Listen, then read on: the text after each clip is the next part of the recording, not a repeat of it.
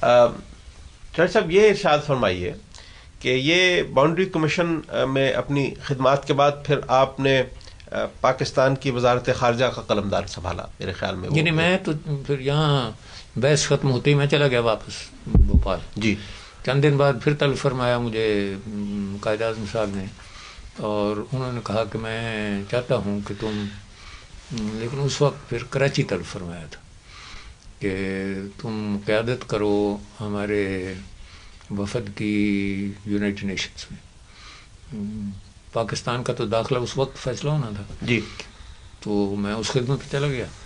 وہاں سے واپسی پر جب میں واپس پہنچا تو پھر میں کراچی کی خدمت پہ حاضر ہوا. میں نے بتایا کہ وہ جو اپنی خدمت فرمائی تھی وہ کر رہے ہیں، کچھ مختصر بتایا بھی ہوگا کیا ہوا کیا نہیں. تو پوچھا کہ اب تمہارا کیا پروگرام ہے. میں نے کہا میں واپس جا رہا ہوں بھوپال. لاہور سے ہو کر جاؤ گے؟ میں نے کہا جی ہاں. تو لیاقت علی خان لاہور ہیں، ان سے ملنا. میں نے کہا جی بہت اچھا. And when are you going to get rid of your entanglements? Don't you know I need you here? جی. تو میں نے کہا اچھا جیسے آپ حکم فرمائیں. ان کا اچھی بات، اس سے بات کر.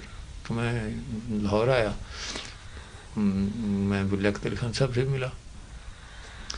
تو انہوں نے کہا کہ کوئی بات کی تھی قائد اعظم نے تمہارے ساتھ؟ میں نے عرض کر دیا کہ یہ انہوں نے فرمایا تھا. میں خدمت حاضر ہو گیا.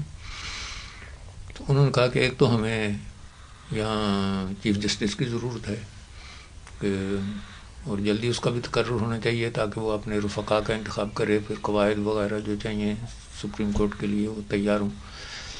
تو تم چاہو تو وہ لے لو. اور پھر دولتانہ صاحب نے قائد اعظم صاحب کی خدمت میں گزارش کی ہے کہ یہ ریفیوجیز وغیرہ کا جھگڑا اور بھی بہت سے جو نئے سوالات پیدا ہو رہے تھے، یہ ہمارے بس کی بات تو نہیں. یہاں کے لوگ جو ہیں، ہماری مشکل تو یہ ہے کہ وہ ہماری بات نہیں مانتے. تو ہمیں یہاں کوئی ڈنڈے باز وزیر چاہیے. ماشاء اللہ. تو تمہارا نام لیا ہے کہ تمہیں بھیج دیں. تو چاہو تو یہاں آ جاؤ.